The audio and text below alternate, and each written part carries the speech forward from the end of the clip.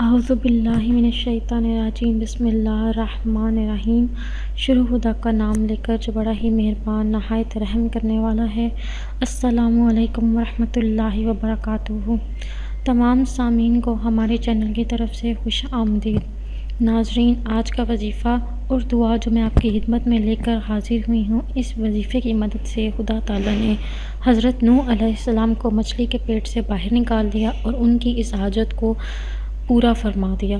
دوستو، انشاءاللہ تعالیٰ اس وظیفے کو کرنے کی مدد سے آپ کی زندگی میں کوئی بھی مشکل ہے وہ آسان ہو جائے گی، جو بھی حاجت ہے وہ انشاءاللہ تعالیٰ پوری ہو جائے گی۔ دوستو، وظیفہ بتانے سے پہلے میری آپ لوگوں سے ایک چھوٹی سی درخواست ہے کہ آپ میری اس ویڈیو کو لائک کیجئے اور اپنے دوستوں کے ساتھ شیئر ضرور کریں۔ شیئر آپ لوگوں نے اس نیت کے ساتھ کرنا ہے کہ یہ ویڈیو آپ لوگوں کے لیے صدقہ جاریہ اور ارسال ثواب کا ذریعہ بنے گی۔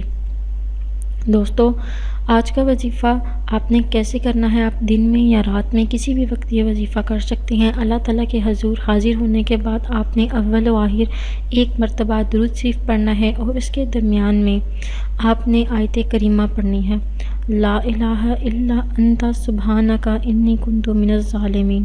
اس آیت کریمہ کو آپ نے 111 مرتبہ پڑھنا ہے۔ اس کے بعد آپ نے 111 مرتبہ یا وہاب کا ورد کرنا ہے اور اللہ تعالیٰ کے حضور حاضر ہو کر دعا مانگنی ہے۔ اس آیت کریمہ کو پڑھنے کی وجہ سے ان کلمات کے ساتھ کسی بھی مقصد کے لیے دعا مانگیں گے تو انشاءاللہ تعالیٰ اللہ تعالیٰ اس کی دعا قبول فرمائیں گے۔ اس کے علاوہ آیت کریمہ اس وقت بھی پڑھا جا سکتا ہے، کوئی اگر آپ کی چیز گم ہو چکی ہے تو آیت کریمہ کا آپ ورد کرتے رہیں، انشاءاللہ تعالیٰ وہ چیز آپ کو مل جائے گی۔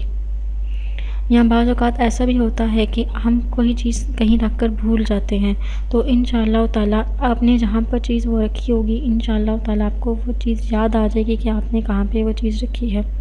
اس کے علاوہ حلال رزق میں آپ کو عطا ہوگا، آپ کے رزق میں اضافہ ہوگا۔ اگر آپ کے گھر میں کوئی شادی کا مسئلہ ہے تو وہ آپ کا مسئلہ حل ہو جائے گا، نیز آپ کی ہر دعا جلد از جلد قبول ہوگی۔